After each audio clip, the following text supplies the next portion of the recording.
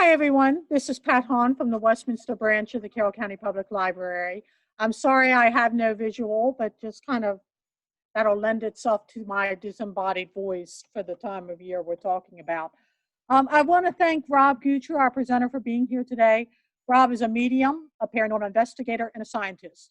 He's author of Pets in the Afterlife, How They Communicate from the Other Side, and more pets and Pets in the Afterlife too, stories of signs from pets that passed. He's going to discuss how to cope with grief after losing a beloved pet. He will identify the signs that the animals give us and the signs behind why living pets can sense entities. So with no further ado, here is Rob Gutro. Thank you, Pat, and thank you to the library for hosting me today. As Pat mentioned, I'm a medium, and what a medium is really is just someone who can tune into the energies of people or pets who passed away. And I've had that ability since I was about 13 years old, and ignored it until 2005 when a puppy of mine, a Weimaraner named Buzz, was tragically killed by a car when his leash opened. This is Buzz behind me. Um, so I'm here today to explain to you how our pets communicate from the other side and what kind of signs that they will send us and what to look for. And this, my hope is by you being able to see these signs, you'll get some comfort knowing that they're still very much around and they're trying to communicate with you. And the same works for people. It works much the same way. So whatever I tell you about pets, it could be dogs, cats, horses, any domesticated pet has the ability to communicate from the other side. Um, just a little bit more about my background. In addition to the paranormal stuff, during the daytime, I'm actually a scientist. I'm a meteorologist. So science is a very important part of my books. I've written 7 so far, about to publish Pets in the Afterlife 3 in January, which is strictly about signs from dogs, and then there'll be a Pets in the Afterlife 4 about cats. Um, but any domesticated animal has the ability to communicate with us from the other side. And the reason is because they are around us. They are around people, so they pick up on words, they pick up on emotions, um, they pick up on habits, they develop a routine. Um, all of these things that we do, they are observing. So they have the ability to communicate because they know how they can get through to us. Um, so that said, science is the foundation of the paranormal, in my opinion. And in my books, Pets in the Afterlife 1 and 2 and 3, I've examined the ways that pets can communicate from the other side. How is that possible? Because we know people can, certainly, because we relate to them. So, according to Dr. Stanley Coren, who's written a couple of books called How Dogs Think and the Intelligence of Dogs, dogs learn on a lot of different levels, and we use dogs as a baseline, but the same applies to any domesticated animal. Cats, um, horses, rabbits, and even birds. All of them can communicate in different ways, but they always communicate usually in ways that they would have in the physical life. They can do more than that, though, with the help of a human spirit on the other side, and I'll address those things. So animals learn on a lot of different levels. They learn on an instinctual level. Um, they just like a mother protects its young from danger. They have emotional learning. So their emotions develop over time as they mature. They have language learning. They certainly learn words. We teach them words when we take them to school, obedience school or agility. Agility also requires intelligence. Um, and there's quite a number of other ways that they learn. I always say that the only difference between a pet and a human child is that you take them both to school. You are happy when they learn. You're happy when they interact socially. Um, they love you unconditionally, And the only difference between a pet and a human child is that the pet doesn't marry someone you don't like and move away. So um, that's the way I think of it. This particular lecture today is actually kind of raw for me because just 2 days ago, uh, myself and my husband had to say goodbye to our 15-year-old Weimaraner, Dolly. We had to make that choice. And it's, as you know, you're tuned into this because you've likely lost a pet. It is a gut-wrenching thing, and it takes a long time to get over it. Um, it doesn't mean that you won't heal. You'll never forget them. Um, but the love is always going to be there. And they show that to us as they continue to send us signs. So, what happens after our pets die? Now, this past Thursday, we had a vet come to our backyard, and um, Dolly passed quietly in the sunshine on a blanket, surrounded by her two brothers, Dachshund and a Dachshund Chihuahua mix, and me and my husband. And it was very peaceful. Um, I encourage you that if you have to let your pet go, always be there with them because you are the one that they are looking for. If you find that you don't have the courage to do that, try and find it. If you let a pet pass and you weren't there, don't feel guilty about it because they understand. They read your emotions before they passed. But but please know that it's much more helpful to the pet for you to be there because they all rely on scent. They all rely on smell, less than vision. So they know that if you're in there. If you can't be in there when they pass, bring at least put the scent of a piece of clothing with them, something. Um, so anyway, what happens after you pass? Well, I've come to find out that the energies that are within us couple with our memories, our personality, and our knowledge. And that becomes what I call a soul. Every living thing has a soul.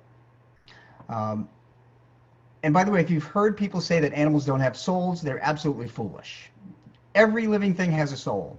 Animals were here long before people ever were, and they lived and died nice long lives. As a matter of fact, I think that animals can be much more intelligent than people. They don't start wars and, and so forth. So,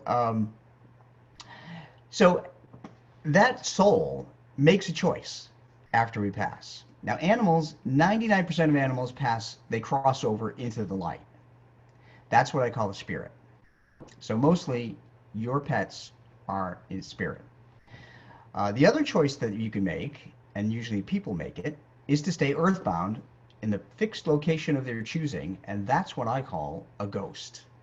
So it's all about energy, and we make a choice after we die. We either cross over and join the energies of the universe, or heaven, or Valhalla, whatever you want to call the other side, or we stay earthbound, which is the wrong thing to do, at a fixed location of our choosing.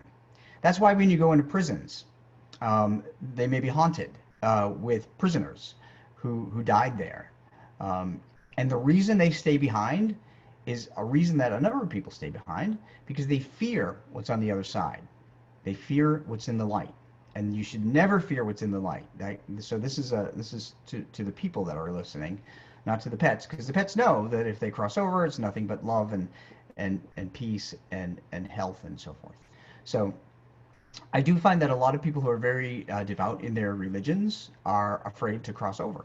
So don't be one of those. No matter what you did in this life, you can cross over. And all of our relatives in spirit are waiting for our pets when they cross over. So just know that they're not alone on the other side. And your pets will also be waiting for you on the other side. But let me backtrack a minute to energy. So once you choose to be a ghost or a spirit, they have to get enough strength to communicate with us. And how they do that is by drawing energy. So the energies they use are physical energies like heat, light, water, and electricity. Those are things that can power them. But the difference is ghosts use negative emotional energy. What do I mean by that? I mean, fear, anxiety, depression, and anger are things. If you're feeling those things, you're fueling a ghost to communicate with you. So if you go into a haunted house and you're feeling anxious, um, you're basically plugging that ghost in and allowing them to communicate with you by either pushing something or moving something or speaking or doing something. A spirit requires faith, hope, and love. And that's the energies that they draw on to communicate with us.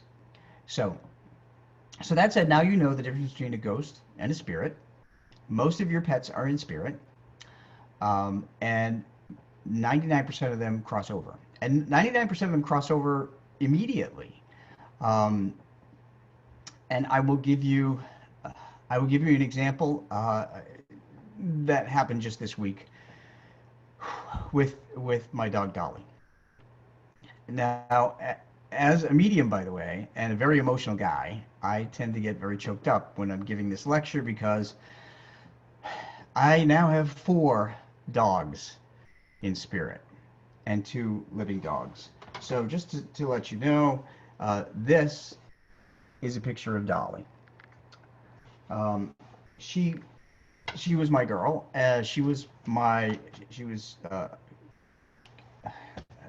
She knew intuitively everything I was thinking. Her brother Franklin, this is Franklin. Sorry about the reflection. Franklin was a dachshund. Franklin passed in May, so we've lost 2 of our children in 5 months, and it's devastating. So I understand what you're feeling right now. You raise them as children. Uh, my husband and I won't have any children, just canine children. But at 16 years, it's like losing the life of a teenager that you've raised, and it's traumatic. Um, One thing you need to know though, when your pet passes, is that they don't want you to be miserable over their loss. They want us to focus on the good things that we shared with them during their life, no matter how long or how short their life was. Buzz only lived 7 months, and I try to focus on him, on the short time I had with him. Dolly lived to be 15 years. Franklin lived to be 16. They had a lot of ailments. We have a medical file about 5 inches thick on Dolly, but she was a fighter. And we had a lot of good times just to remember staying. And that's what they want you to remember. They also want you to know that when you make that choice for them, they understand. They are reading your energy, your emotional energy, um, when you're making that choice. So they can sense anxiety, they can sense fear, they can sense nervousness. What they always tell me from the other side is how much they are thankful that they have loving parents that understood that they should not suffer for a long period of time. Now, so I had to make that choice with Dolly. Um, a disc in her spine ruptured, and within 24 hours, she lost the total ability to walk on her back legs. It was horrifying to me, and I saw her in such discomfort, and we immediately had to make that choice. Totally unexpected. Um, but that's what you have to do, and that's what love is all about, and that's why our pets love us unconditionally, and we have to love them unconditionally too. Sure, they behave like bad children sometimes. We scold them sometimes, but it's all about training, just like we do with human kids. Um, so now that we've discussed how pets learn, and that they don't want you to feel guilty for making that final decision. They actually tell me that they are always thanking you. Usually when I get a message from a pet on the other side, after you've helped them cross, they will show me their paws outstretched, which means thank you. Thank you, Mom. Thank you, Dad, for having the strength and courage to help me pass out of this misery. Um, so there's that. So pets uh, pets also have the same emotions that people do. Now, in my Pets in the Afterlife 1 book, I focus more on some of the scientific studies in the beginning, because it's important to me as a scientist that you know that they have the intelligence of a 3 to 5 year old child, and that's been proven. Um, there's even a border collie that's learned up to 1,000 words and can differentiate between the colors yellow, blue, and any other color. So dogs can see yellow and blue, by the way. They just can't see any other color. Everything else is in shades of gray. And I've proven that in my own home because our dachshund Tyler, who's 10, um, only plays with a yellow Woodstock toy, Woodstock from Snoopy. That's the only toy he plays with. So we have like 10 of them. but, but try that out at home if you have any dogs or cats at home. Try that out with a yellow toy, because they will do that. So one of the questions that people have asked me, or is do animals have souls? And that's really a hot button question for me, because of course they have souls. I mentioned that earlier. One scientist, or neuroscientist at Emory University in Atlanta, Georgia, also gets sick and tired of hearing that stupid question. And I say stupid because it's very emotional for me. So he was tired of it. So what he did is he set up an experiment in his lab in Atlanta with his colleagues, and he took any colleagues who had dogs, and they trained their colleagues' dogs and his dog to sit still for an MRI. If you've had an MRI, you know that it can be a little unnerving and claustrophobic, and it takes about 20 to 25 minutes of loud humming. So he trained them to sit still. And what he did was he went up to his dog and they scanned the dog's brain. They had strangers go up to his dog and they scanned the dog's brain. And they did that with all of the dogs of the colleagues. They sent strangers and then they sent the parent and they scanned the dog's brain. What they found was that the caudate section of the brain, the section in the human brain that registers emotions of love, lit up every time when the pet parent approached the dog, but it did not light up when the strangers approached the dog. So that tells you right there that pets have the same exact emotions that humans do. Now, if you have a dog or a cat, you know they do, but the rest of the world may not. So anyway, so there's the science behind it all. That's how they're able to communicate. One of the easiest ways that pets can communicate is by dreams. And the reason for that is that when we're awake, our logical minds try to explain things away. You have probably seen many signs from your pets and just ignored them or tried to explain them as a coincidence. Well, I'll tell you right now that when it comes to spirit, there's no such thing as a coincidence. Spirits influence things to happen. Just like if you're driving to work one day and you decide you're going to take a turn and go down the street a different way. When you get to work, you find out that there was a major accident the normal way that you go. And you think to yourself, wow, I was lucky. Why did I do that? Well, the reason is that you had the spirit of a loved one sitting in your car with you who was influencing you to go that other way. That's how it works. No such thing as a coincidence. So that said, because we use our logical minds to dispel any signs, we miss them. So dreams are the easiest ways for pets to communicate. I wish I could see everybody that's watching this, because I would love to get a show of hands, like how many people have dreamt of their dogs. Also, when you're grieving, right after a pet passes, grief can block signs from your pets, your cats or your dogs or your horses. So don't get discouraged. Don't think that they're not reaching out to you, because they certainly are. I had a very deep link with Dolly, who passed, and my grief was so intense. I didn't think that she'd be able to get through to me. But that first night after she passed, I had a dream of her. Dolly was 15, almost 16 years old. She would have been 16 next month, which is unbelievable for a Weimaraner. And in the last year and a half of her life, she had to wear a cloth diaper, and I would have to put a liner in the diaper because she was incontinent with both one and two. Um, in the last 3 months, she couldn't even she couldn't even go by herself. So, I can tell you this because you're obviously pet parents who are listening, but when they have trouble doing that, it's because the nerves in their backside are really deteriorating, and they don't have any feeling anymore. So if you just, rub them back there, you're enable them to have a movement. And I had to do that every single time I took Belly out, and I didn't mind that. I That's what a pet parent does. So in the dream I had, um, I saw her standing in the grass in the backyard, and I was coming over to her to help her with her business. And I heard her say, "Dad, you don't need to help me anymore. I'm good. I'm healthy now."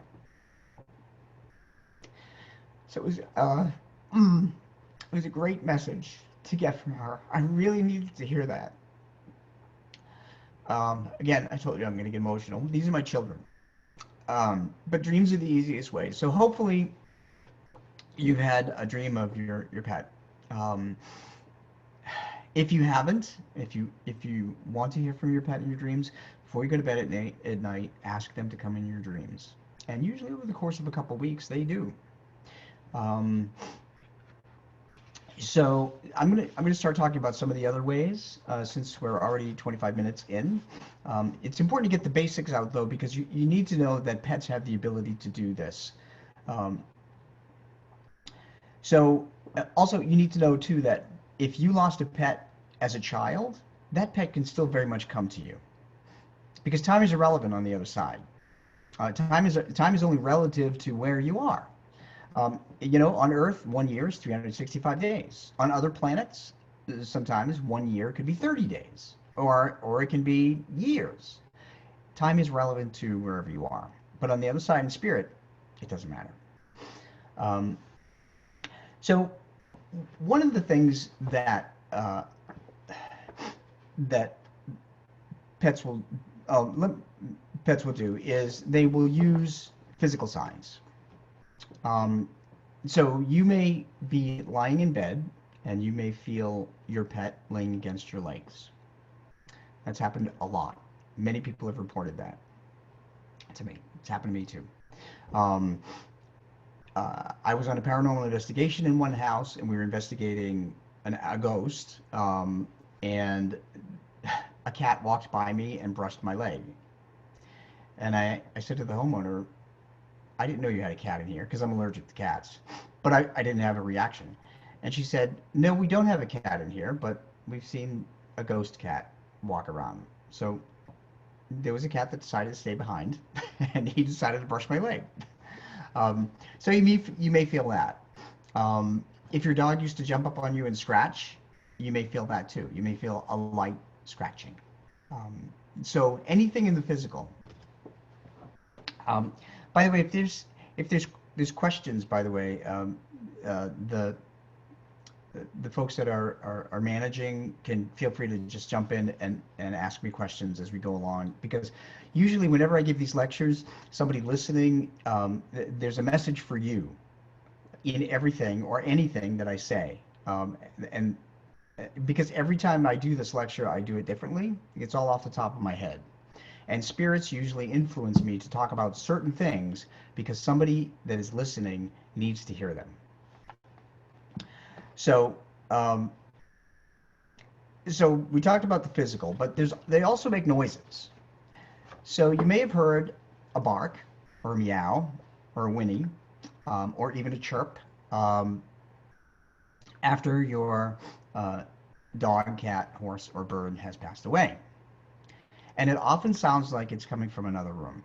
And the reason it does is because it takes a lot of energy for spirits to make noises. It's usually easier for them to touch you. Um, so uh, know that even if you don't hear anything, it doesn't mean that they're not there. It just takes a lot of energy, and that means a lot of physical energy or a lot of emotional energy or a combination of both. And often there's not that much energy around to give them that strength. I did hear a bark. I actually heard my dad call my name one year. My dad passed in 2008, and one year in October, around the time of my birthday, I was laying in bed, and our three dogs were on my bed, and my husband had gone to work, and I heard my dad in the kitchen call my name, and all three dogs turned their heads to the kitchen, so they all heard it too. So that's pretty amazing because it takes an awful lot of energy for a spirit to do that.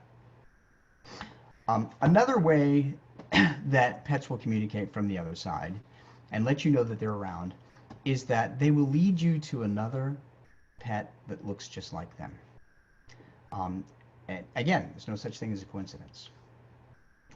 Or they'll even come to somebody else and knowing that that other person can give you the message. So they may, if your grief is so intense, they may not be able to come to you, but they'll go to somebody else. And this just happened yesterday to me with Dolly. My good friend Jane in Massachusetts, who lives about 400 miles away, sent a text to me yesterday, just before she went on her walk, at I think it was like 4 o'clock. And she asked me if I've seen any signs from Dolly. And I told her about my dream. And she said, well, keep me posted. And I said, okay. So within the hour, on her walk, 400 miles away, doesn't matter where you are, she said a Weimaraner came running out of the woods. A Weimaraner that resembled Dolly, because Dolly was a Weimaraner. She said she had never seen that Weimaraner before, and that Weimaraner came up to her. And she knew that it was a sign from Dolly. And she knew that she was going to text me immediately and tell me that Dolly wanted her to know that she's okay, and in turn let me know that she's okay. That's how it works. Buzz did the same thing in 2005 with my friend Lisa in Maine. She was jogging. After Buzz passed, she was jogging and not thinking about anything. And a Weimaraner in Maine ran out of the woods, stopped in front of her, caused her to stop, and she looked at the tag, and the dog's name on the tag was Buzzy. My dog's name was Buzz. And the owner's name was Rob G, same as mine. Again, no such thing as a coincidence. And spirits can come to others to convey messages. In fact, one woman wrote me and she said that she had been anxious to get messages from her cat who passed. She's so attached to her cat. And she said that she was also angry that her cat hadn't come through to her. And I wrote her back and I said, why are you angry? And she said, I'm angry because my cat came through to my husband and I fought with him about this. She said, I want my cat to come to me. So I said, well, your cat can't come to you because your grief is blocking. So I know her cat felt a little bad that, you know, he caused mom and dad to have some marital difficulties, but again, that's the way it works. They will come to the people that they can come through to. So we've talked about getting physical. We've talked about barks and meows. We've talked about doppelgangers, if you will, or lookalikes. I'm going to talk about return appearances in just a second, but I'm going to take a break to let you know that there is a scientific reason why when you feel the presence of a spirit or a ghost, that there's a coldness. If you've watched paranormal programs on television, you'll hear people talking about cold spots. Now, I'm part of the Inspired Ghost Tracking group. This book here is called Case Files of Inspired Ghost Tracking. I just published this one. It's about all the cases that our team goes into private houses and investigates and so forth. And by the way, if you're calling a paranormal investigator to come into your house, make sure your house is kind of cleaned up because we've gone in some that weren't. Um, just make sure the kitchen is clean. Um, but seriously, you don't know what you're going to get.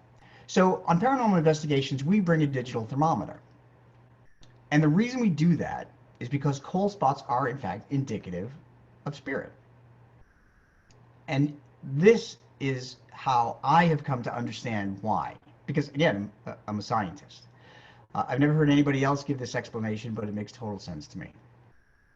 So because ghosts and spirits are energy, they need energy to get strong enough to communicate. So whenever a ghost or a spirit wants to get strong enough to communicate, what they do is they take the motion of molecules of air and they take that energy away and they slow down the movement of molecules of air. So fast moving molecules of air are warm air, slow moving molecules of air are cold air. That's what happens. So in the summertime, you've got molecules of air ping-ponging all over the place. In the wintertime, they slow down. So what happens is when they take that energy away, they create kind of a cold spot. So if you feel a cold spot against you, know that someone in spirit is likely trying to get your attention. So there you go. There's the scientific explanation. I hope that makes sense. So let me look at a couple of other things here. Return appearances. Once in a great while, you may catch a sight of your pet after they had passed. Um, After Buzz passed, I had adopted Dolly, my other Weimaraner, and I was in the kitchen one night. It was 9:30 at night.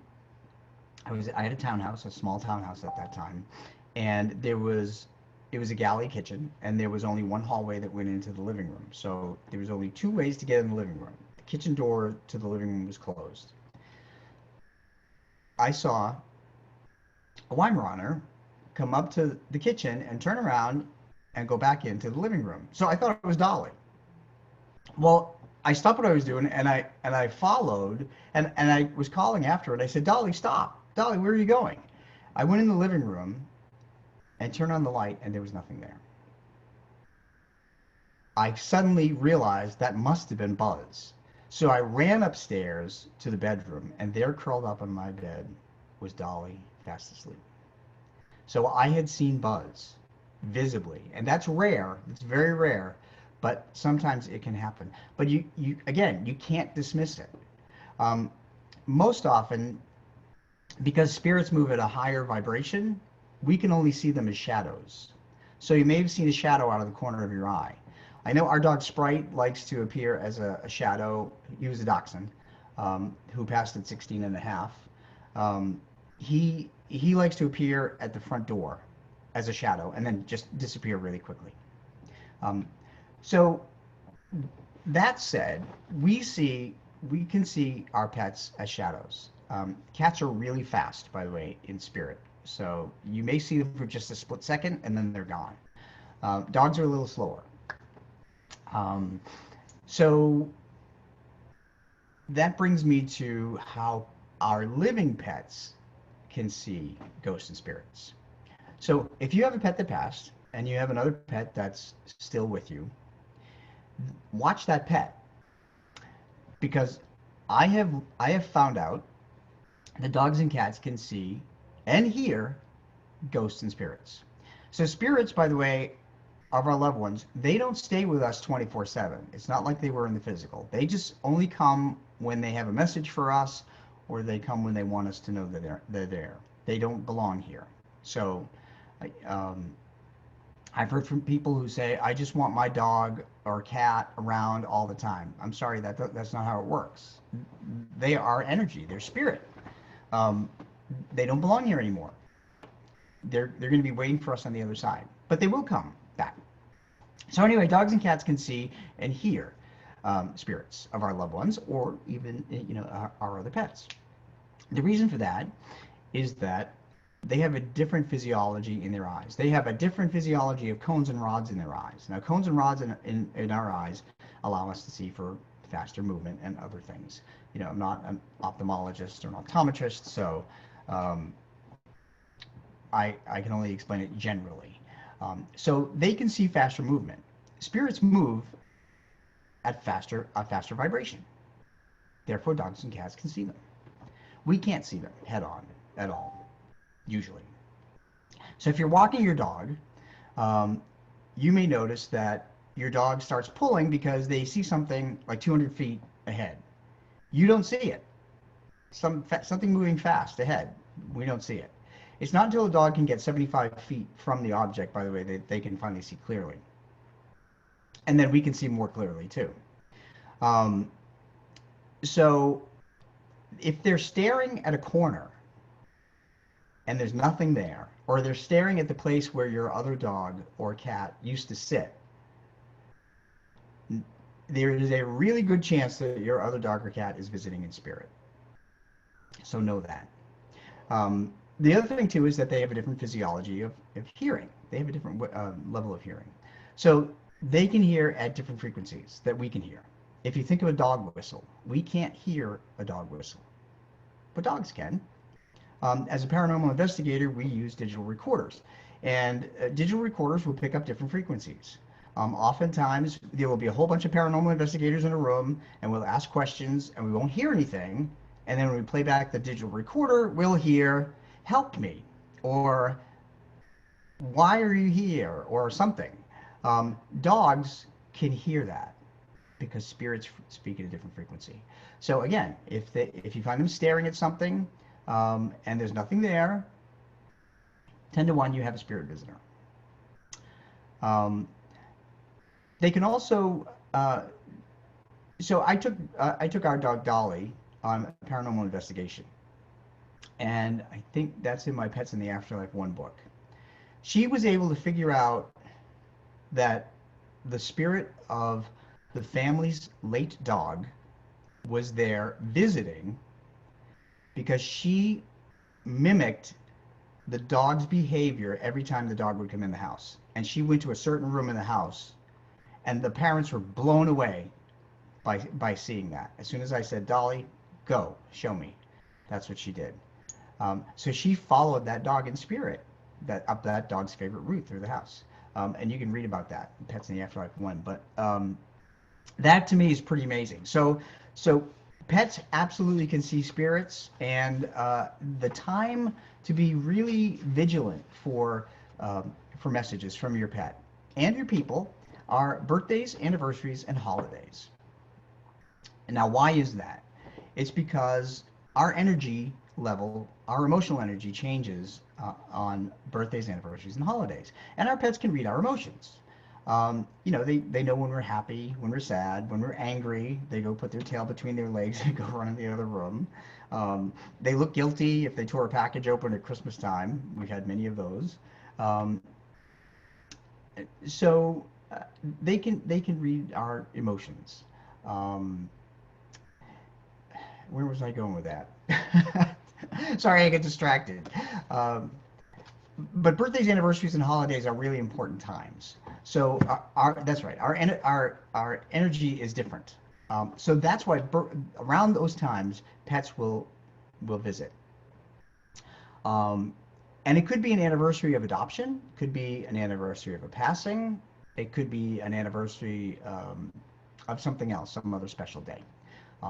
And I will share this with you. In 2008, my dog Sprite passed away. Now Sprite was a dachshund.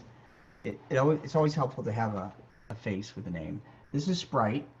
Sprite came to us from an animal rescue. My husband and I have worked with rescues for over 10 years, dachshund and one-run rescues, because those are the dogs that we have. So Sprite came to us at almost 14 years old, and he had to have 22 teeth pulled. His teeth were all rotted. He never got medical care where he was with. He was actually he belonged to a retired couple who had no money to bring him to the vet. So when they passed, the family didn't want Sprite, so he came into a rescue, and we took him in. He had a bad heart murmur. He had an infection in his ears. He had rotted teeth. He was in really bad shape, and he had kidney failure. And he could not be adopted because he had all of those issues. So we gladly adopted him. Sprite wound up living to be 16 and a half. He lived 2.5 more years after he had his 22 teeth removed. But Sprite loved the backyard. Couldn't walk very much. He was kind of overweight when he came to us, and so he used to amble around the backyard. That's the way he walked. So when Sprite passed away,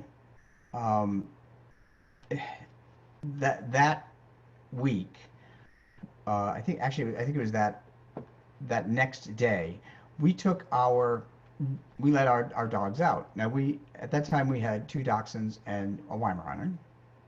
And if you have a dachshund, you know that dachshunds will chase anything. They'll chase butterflies and squirrels and rabbits and dragonflies. Doesn't matter what it is, they'll chase it. So we came out in the back. It was July 8th, and all summer long, we had never seen one butterfly. This time, we saw a butterfly. And this butterfly was yellow and black, and it flitted around on the ground for 20 minutes. I timed it, 20 minutes, around our 3 dogs. That's extremely unusual, number one, that a butterfly will linger that long. Number two, it's unheard of that a dachshund would not chase the butterfly. And number three, it followed the same path that Sprite followed. In fact, I took a picture of the butterfly with my cell phone, and it's in Pets in the Afterlife 1. This is how close I got with my cell phone. And again, July 8th, first time we saw a butterfly. Totally unusual, considering we have 4 apparently non-functioning butterfly bushes in our backyard. But so that became Sprite's call sign, if you will. That was 2008. Sprite gives us signs every now and then whenever we're thinking of him. And it has to be whenever you're thinking of them, or on a birthday, anniversary, or holiday. I think it was 2013, I was driving to work, and I was not cognizant of what day it was. Suddenly, in front of my windshield came a yellow and black butterfly. And I heard Sprite say, "Dad, remember what day it is?" And I thought, oh my gosh, it was the anniversary of his passing. It was 5 years ago that he had passed. So Sprite wanted to let me know that he was still very much around. Now, somebody had said to me at one of, I think it was online, somebody criticized me and said, well, I guess every time you see a butterfly, that's a sign. And no, that's not how it works.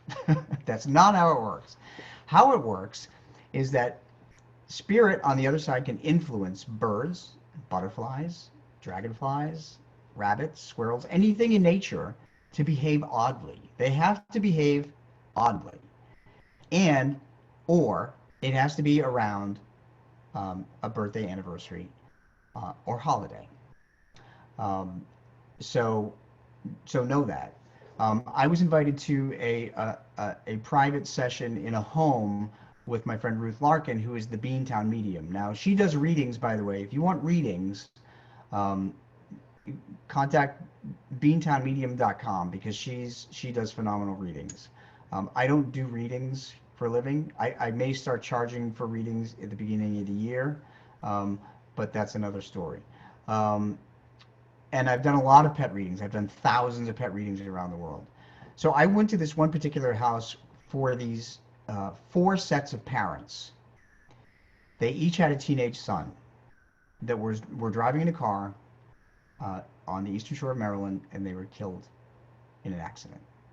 So Ruthie was invited there to see if she could channel them. I was just an observer. While I was standing there, one of the boys came to me, and he kept showing me that a robin he was sending to his dad would go up to his dad's window every day and stare at his dad. And he said, "Tell my dad that's me." So after Ruthie wrapped up the session, I said, I have a message for one of the dads, and hopefully you'll understand who this is, and I told him what happened, and one of the dads stood up and he said, um, that's exactly what happened over the course of the last week. He said he's never seen anything like it, that a robin came up to his window every day for a week, and he knew that it was from his son. Um, Very emotional. But, you know, spirit, whether it's pets or people, they will find a way to communicate with us in any way. Some of them will send us flowers. Um, uh, uh, another person I heard from said their German Shepherd had passed, and they decided they were going to bury his ashes at a certain place, there's never been flowers there before, ever in the backyard. So they didn't plant any, and they buried the ashes, and the very next year there were flowers there for the first time. Um, and she knew that that was a sign from her German Shepherd. They also use musical signs. So if you feel an urge to turn on the radio at some point in time, um, and suddenly you hear a song that reminds you of your loved one, whether it's a person or a pet, doesn't matter, know that they influenced you to turn on the radio at that particular time. Um, you may see somebody mention treats that they once had, or you may actually hear their name. You in passing, if somebody's saying something, um, you may hear their name mentioned, and they're not talking about your pet, but you hear the same name, or you see a name that is very close to your pet's name. That's a sign. That's absolutely a sign. Um, I've always felt that when my mom and dad have both passed, and my mother and father never went to Europe. So in about 2 years ago, we took a Viking cruise on the Rhine River. Never done it before, but I recommend it. I sensed that my mother and father were with us, and I just told my husband. I said, you know, they're definitely with us because I can feel them. I can feel them around here enjoying this through through us. Um, at the very last day of the trip, we get on a bus to go from the river dock into a small town in Germany, and I was talking about my mother. We drove by a supermarket, and there was the name of the supermarket in a huge sign was Norma. That was my mother's name. It's not a coincidence. This is what I'm saying about how messages and signs come. There's no such thing as a coincidence when it comes to spirit. So there's so many more things I could share with you about different stories. I think I have, Pat, do I have, what, 5 minutes left? Or Amber, do I have about You 5 minutes? actually have some questions too. Okay, well, why don't we just do the questions, because there's so Okay. much more. Let's see here. Andrea has asked, in addition to asking pets to come to you in your dreams, what are some other ways to open yourself to their messages? Well, we talked about quite a few of the other ways. So really, it's just not dismissing things that you think are a coincidence. You know, from whether it be musical or flowers or odd behavior of things around you, or seeing a look-alike, or thinking that you feel your pet. Don't dismiss those, because your pet is really, really trying hard to let you know that they are still very much there. I have another one from Rebecca. She said that last week she smelled lilacs several times. And I asked her in the comments if that had any specific like meaning to her. And she said that she had actually trimmed the lilac bush at her deceased grandparents' house last spring. Perfect. Well, you have pinpointed who it was.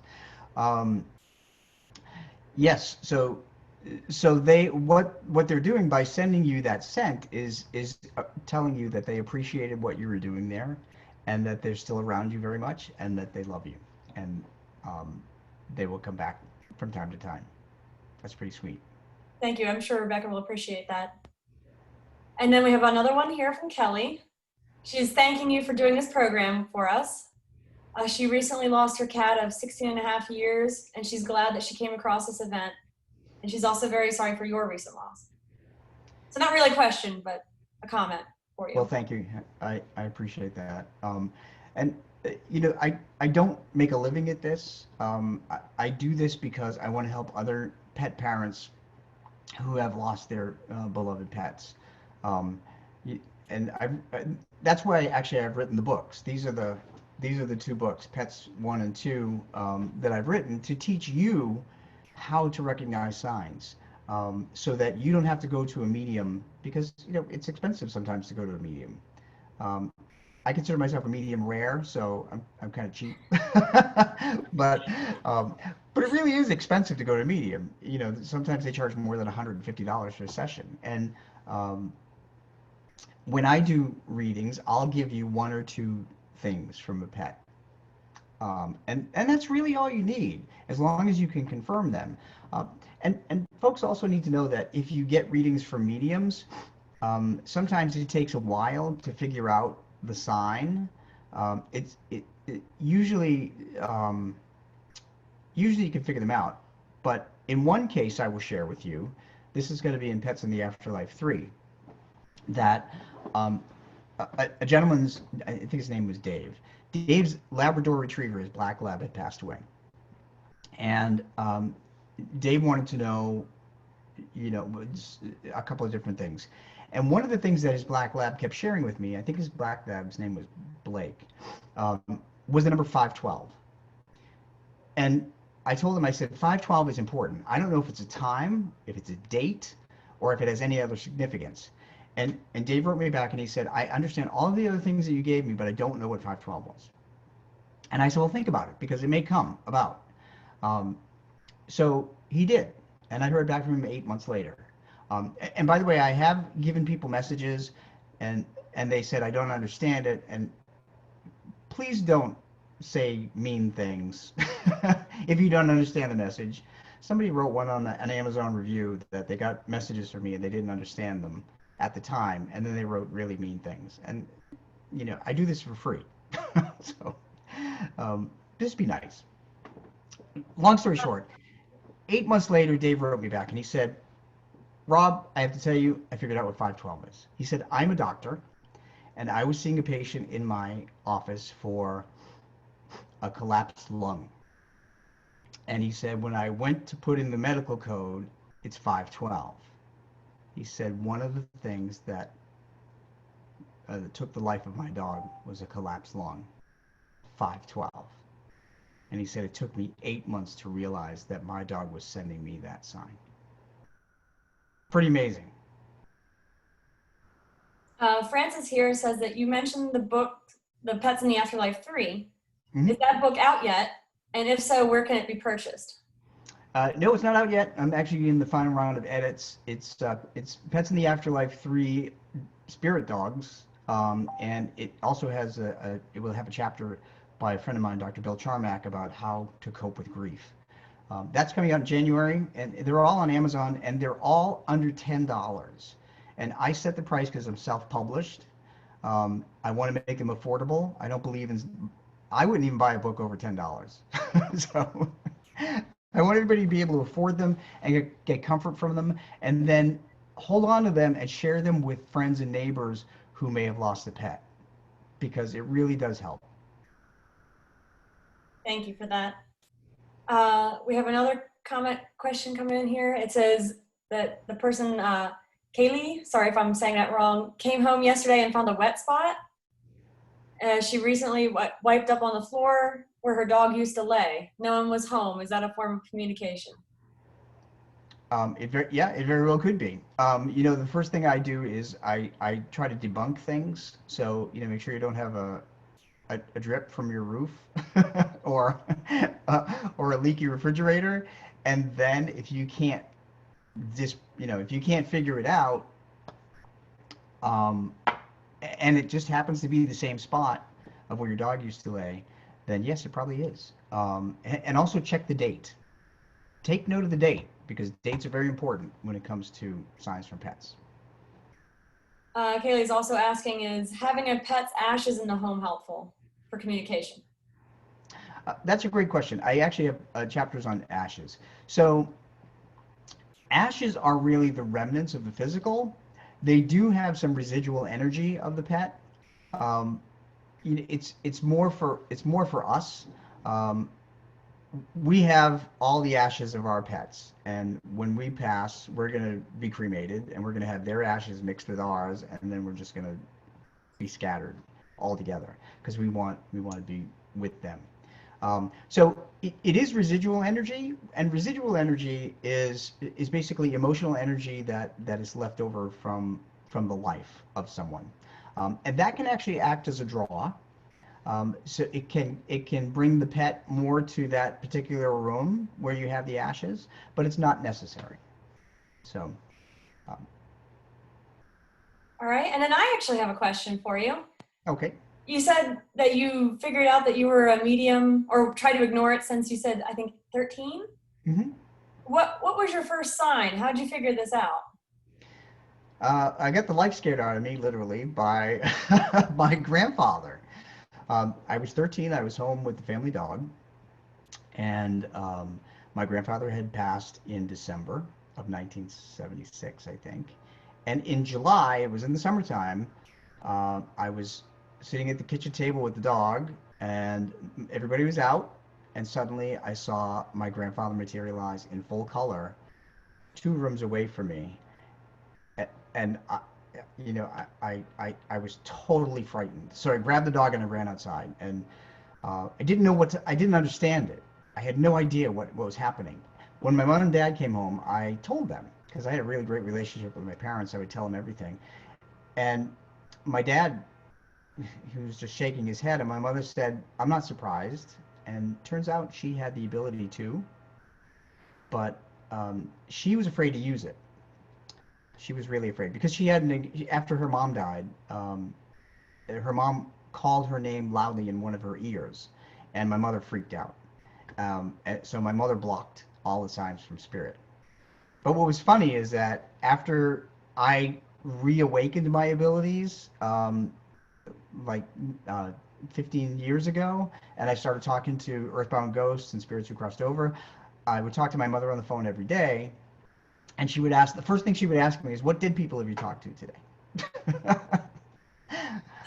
I'm like, "You can talk to them." She's like, "No, no, I'm not going to do that. You can do it." Fun story. Yeah, that's my mother. Um, oh, that reminds me. Do I have another couple minutes? I have another Yeah, story. you have a couple minutes. Okay, sure. We don't have any more questions coming in right now. Okay, thank you. So I want to share a story with you about when we pass. Um, our pets will all be waiting for us, and I also want to touch on reincarnation too because I get that question a lot. First, I'll talk about reincarnation, and then I'll talk about when we pass. So people ask me if they adopt a new dog or cat, will their dog or cat in spirit be reincarnated in their new dog or cat? The answer is no. It does not work that way. I heard some mediums say that does, and I just don't think that's fair to say that because it puts high expectations. They may say that to comfort you, but it's not true. Um, and the reason is that everybody that passes in this life waits on the other side until everyone they know has also passed. And then we all come back at the same time. So here's an interesting thing that I also didn't mention. There's just so much more to talk about that it's hard to do it in 1 hour. But um, if first of all, your dog or cat in spirit will lead you to the next dog or cat or horse or bird that you're supposed to adopt. It may be suddenly a Facebook page that shows up, and you fall in love with the dog or cat, and you decide to adopt them. Or there's other stories, so many stories I have about that. Um, but they will lead you to the right pet that they want you to adopt. And sometimes they'll say they don't want you to adopt another dog. In some cases, I've had some. There was one particular male dog that said to me, "I only want my parents to adopt a female dog because there will never be another like me." Like, okay. um, Another dog led this woman into a shelter when she wasn't ready to adopt. She had a dog named Bullet, who passed away, and she went into the shelter, and she walked down through the entire shelter, and she came to the last cage, and she bent down, and she knew that she had to adopt that dog. The dog's name was Trigger. Trigger and Bullet are the two horses that Roy Rogers and Dale Evans had. So your dog or cat will lead you to the next dog or cat. Also, in spirit, your dog or cat will train your new dog or cat to have one or more habits that they had when they were alive. What do I mean by that? If your current cat likes to go to a certain place in the house and passes away, and you adopt a new cat, you may find that your new cat goes to that same place, oddly enough. And it's not because of the scent, because usually pets want to pick their own place. They're being led by that cat in spirit to do that. Dogs do, dogs will train other dogs all the time. And one of my very first pet readings outside of Buzz, who has come to me hundreds of times, was a Chihuahua that came to me named Chico, and he pointed out the woman that he was connected to in an audience of 40 people, and I stopped her, and I asked her if she knew a dog named Chico, a little Chihuahua, a tan Chihuahua, and she was blown away, and she said, "How do you know that?" And I said, "Well, Chico's telling me that he is training your dark colored dog, your black dog, how to be a better dog." And he said, "How did you know I had a black dog?" And I said, "Because Chico told me." And she was totally blown away. So they train them to have a habit, and it doesn't have to be a good habit, so just be warned. Yeah. And I think the last, another story I'll tell you is that when my mother passed, my mother had a stroke in 2013, and she was in the hospital, and she was in a coma. And she had stayed in that coma for like 5 days. The doctor had told me and my husband, take your time. She was 450 miles away. So they said, just come up here when you can. We know you have 3 dogs. You have to arrange for that. So we came up there, and we went in the hospital room. And as I walked in, I sensed my dad come in. My dad had passed 5 years before. So my dad came in, and in his arms was my mother's favorite dog, her poodle named Gigi, who passed in 1993. And I went to my mom and I said, "Mom, it's okay. You can cross now." I said, "Dad's here, and he has Gigi." And I always used to say, my mother always used to say that her favorite child was Gigi, and she would say that in front of me and my 2 brothers all the time. So she wasn't going to cross because my dad was there. She was going to cross because Gigi was there. And she passed 5 hours later. So there's proof that they're right there waiting for us. Are there any other questions? I think we're good. Okay. All right. One caution I want to share with everybody too is that one message I got from a dog named Clancy for all pet parents, and this is in Pets in the Afterlife too, is that please be aware of what plants around your house are toxic. Because his mom wrote me and told me that she couldn't understand why this puppy, this beautiful Cocker Spaniel puppy, passed away. No reasons, no medical reasons that she would know. And it all happened in one night when she was out. And Clancy showed me that he was eating plants. And I wrote her back and I said, "Does this make sense to you?" I sent her a list of ASPCA poisonous plants. And she was able to pick out quite a number of plants, and she said that was one of his favorite things to do. And she had no idea. And that took his life one night. So that's a warning to all pet parents to know that, what plants are poisonous to your pets. So I don't want to end on a down note. I want to end on an up note.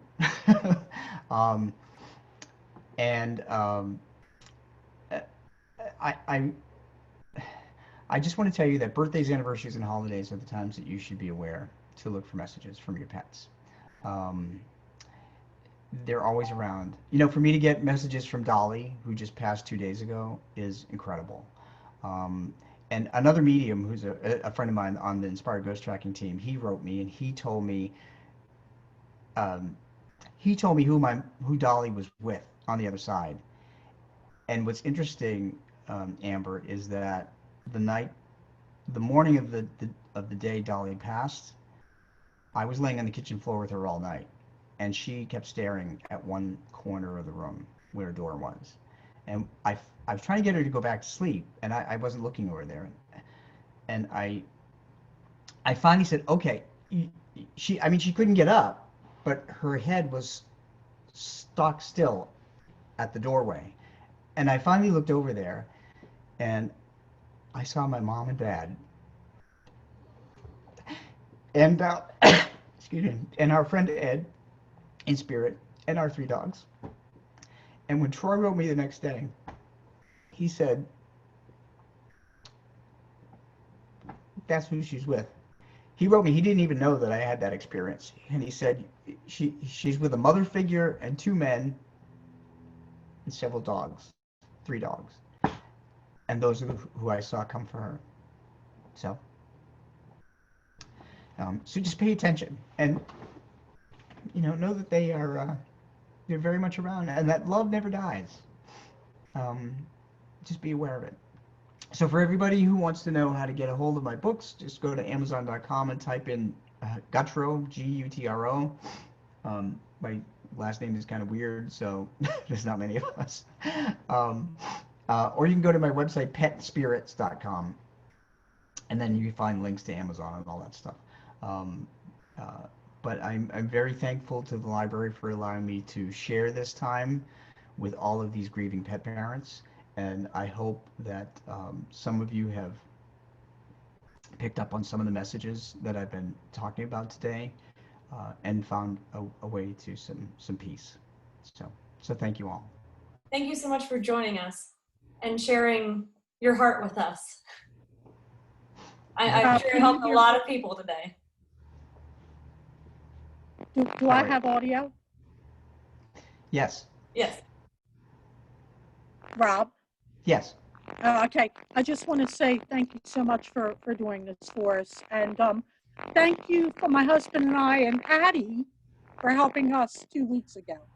I greatly appreciate it. And I want to tell our listeners out there today that Rob will be joining us October 31st for another a paranormal case book of Maryland. So hopefully you can all join us then as well.